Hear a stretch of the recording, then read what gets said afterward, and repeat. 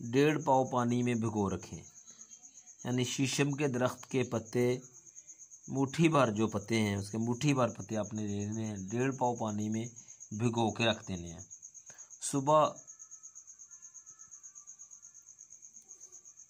अच्छी तरह उसे मलकर छानकर 3 तोला मिश्री मिलाकर पी लें।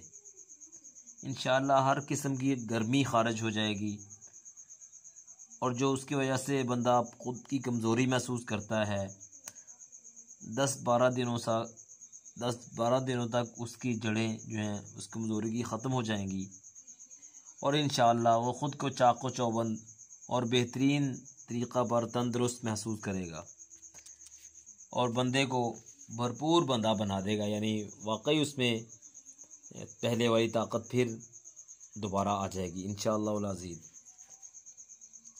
आज़मा कर देखें, सारी ज़िंदगी याद करेंगे। और ये इतना आसान नुस्खा है कि हर कोई इसे कर सकता है जिसको भी इसकी ज़रूरत हो।